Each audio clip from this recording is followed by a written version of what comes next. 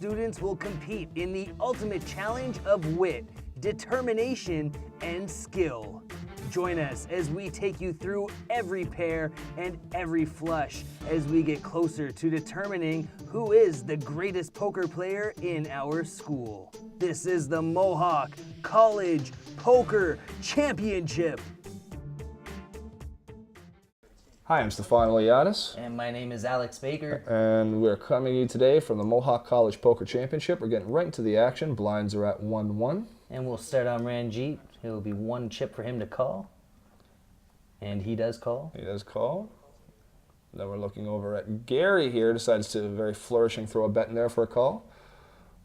Preet as well too behind him to act, calls, and the blinds check through. So we have 5 runners for this hand. Board a jack of diamonds, deuce of spades, 6 of spades. Checks around. And Gary reaches for some chips, fires out a bet of 3. Interesting, interesting. He's definitely taking advantage of his position here. He's betting, thinking, trying to see if anyone has a jack or any kind of draws worthwhile to stay. And now he will be last to act on any upcoming streets. Jabe folds a little hesitantly. And Ranjit is taking a minute to finally decide to fold. Yeah, it's kind of weird there. I don't know why he's hesitating. Well, he could have been thinking about making a raise and stealing that pot from Gary. Interesting. It's kind of early in the tournament, though, so it'd be quite ambitious for them to do that. So that's interesting. Well, maybe they'll see that play out a little later. And the action will be beginning with Preet. It's interesting to see. I want to see how the dynamics work as they play more hands with each other.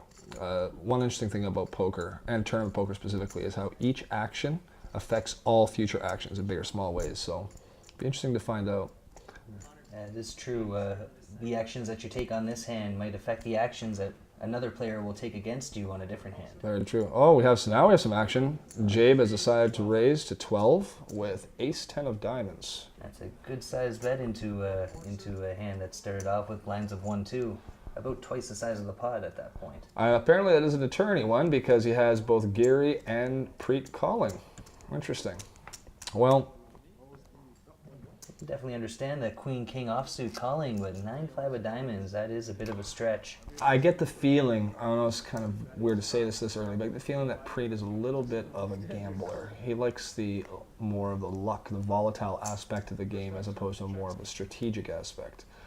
That might be premature to say that, but I get that feeling, especially evidenced by him calling with 9-5 of diamonds. And here comes the flop. We have a deuce of hearts, an 8 of clubs, and a 6 of spades.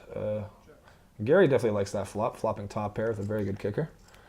Absolutely.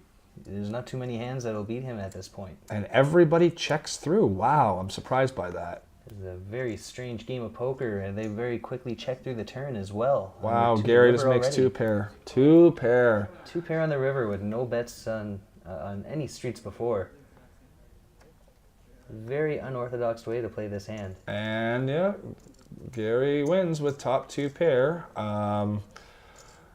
First off, Jabe did not continue betting after the flop. I know he missed it, and I know obviously Gary has a queen, which is, I guess, in that situation contextually the right time to check, but usually you should be betting, maintaining the aggression, trying to pick up the pot.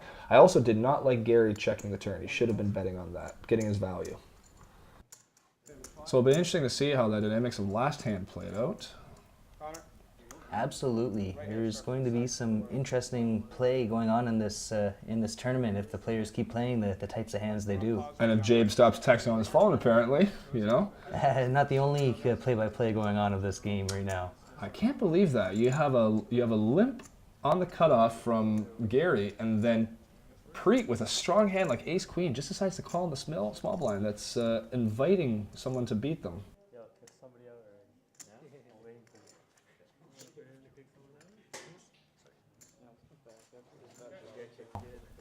Okay, so we have a family pot. Everyone to the flop. Flop of queen of spades, 3 of diamonds, 4 of hearts. That's a great hand for Preet. We'll see how he does. Leads out with a bet of 2. Interesting. And PB is quick to raise to 13.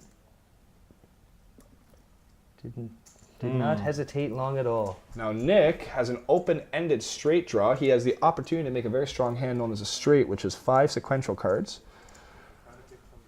And he has elected to call, thinking that he can make quite a bit of money if his hand comes through on the next two cards.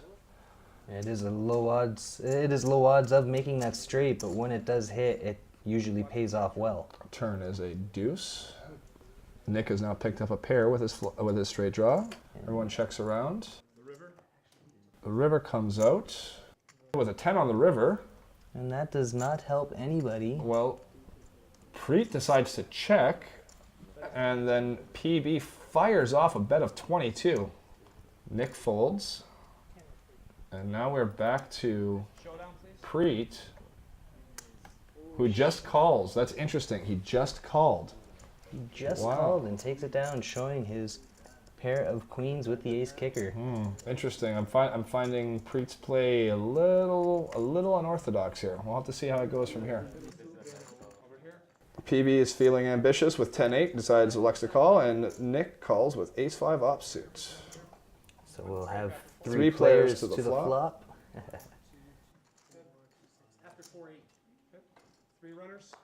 And here comes the flop. 5 of spades, jack of hearts, 7 of diamonds. Gary waking up with top pair, very great kicker. And Nick with a bottom pair. Oh, Nick could possibly get into some trouble, although I don't expect him to be one of the players who can't let go of a bottom pair. That's true. The conservatism last hand, I could definitely see him saving his money here. And PB calls with was only a gut shot straight draw. Essentially, he could make a straight, but he only has 4 possible cards to make it. And that is not one of them. Ooh, 2 pair now for Gary. Gary is definitely comfortable with any kind of a bet that he could face right now. The only thing that he could really be scared of is a pair of pocket 5s or pocket 7s hitting trips on him. Oh, yeah. Top 2 pair, strong hand, bets out 25. PB calls, feeling ambitious. River is a 6 of clubs. Again, not a card that will help PB. He can't think he's good here. There's no way. I'd like to see if he takes that bluff at it. No, they both check. Wow. Check down on the river. That is a very ugly play, to say the least. Players have been far too conservative. I think you'd agree with me, Alex, right now. Players are being far too conservative for value. When you have a hand as strong as 2 pair like that in this field, you should definitely be betting every opportunity you get. Absolutely. And they didn't start with a whole lot of chips in this tournament, so those bets are very scary when they're coming on the turn in the river, when you've already got a large percentage of your stack in the middle. That's one thing about poker. It's a skill game only when you're always applying skill. I think some of the players here, especially I'm starting to see that Gary and Nick tend to be more experienced players. They need to really start applying their advantage against other players. Now right into the next hand. PB calls first, and then Jay decides to call. My bad. Fold around to Gary, who calls. Both blinds call. And we will see 5 to a flop. PB calls to start. Jabe decides to call as well too. With ace-10. Decides not to raise this hand. Interesting. And so there will be 5 players to this flop.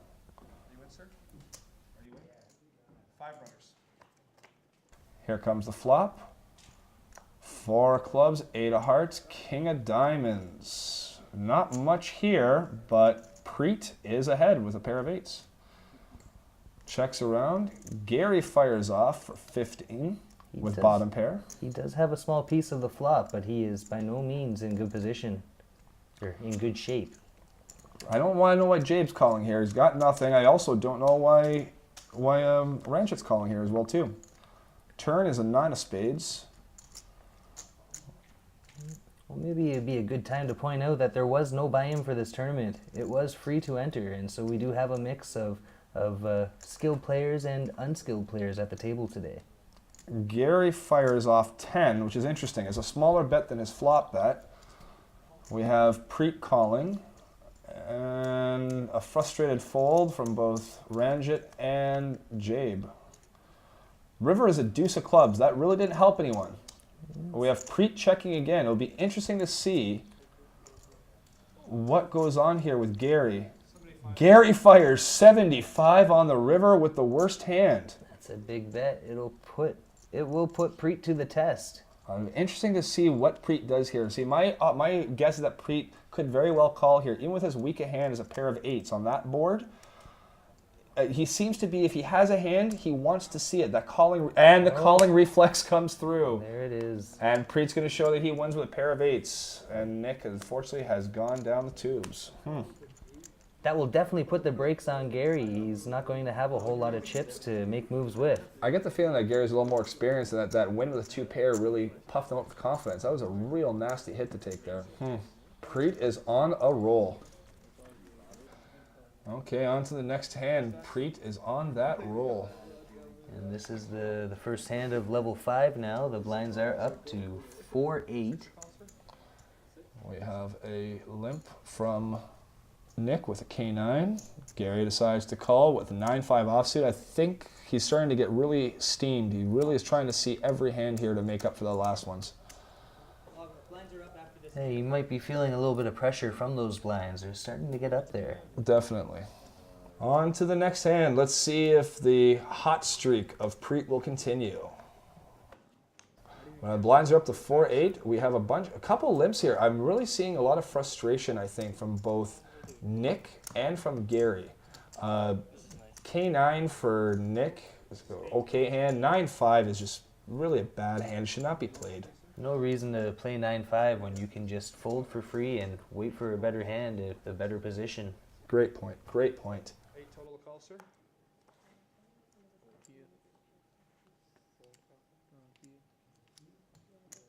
Connor, go ahead. All right, so we got 7.5 minutes. We have 5 players to the flop.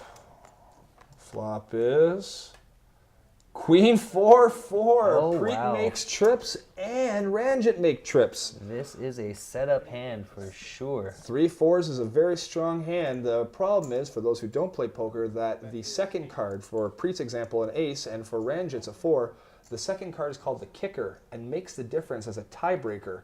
Right now, Preet is very far ahead. The only thing that Ranjit can hope for is for the board to pair or to hit a lucky 4. He bets 8. Preet calls. Turn is a 7. Very inconsequential. Now Preet fires off for 15. And Ranjit calls. Oh, river is an ace. Wow, and now it's a full house. It just got better for Preet. And Ranjit could also in. Preet An calls. all in and an insta call. Oh, wow. Who got their cards down first? It doesn't matter. The poker god giveth and the poker god taketh away. And Preet is on another level of luck right now. And all smiles. Must be a little bit of shell shock. With Ranjit's elimination, we come to the close of our episode today. Crazy game today, eh, Alex? Absolutely. We've seen some players completely decimated. And some players elevated. Our man of the hour right now is Preet, but some questions do remain. He's definitely on a crazy run of luck right now, just running over the table. It will be interesting to see if his run does continue.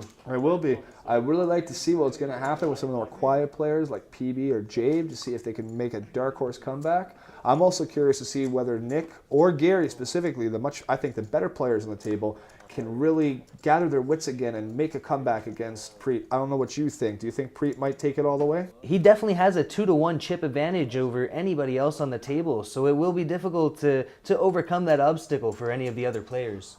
It's going to be exciting and interesting to see. Well, I'm Stefan Eliadis. And I'm Alex Baker. And we'll see you next time at Mohawk College Poker Championship.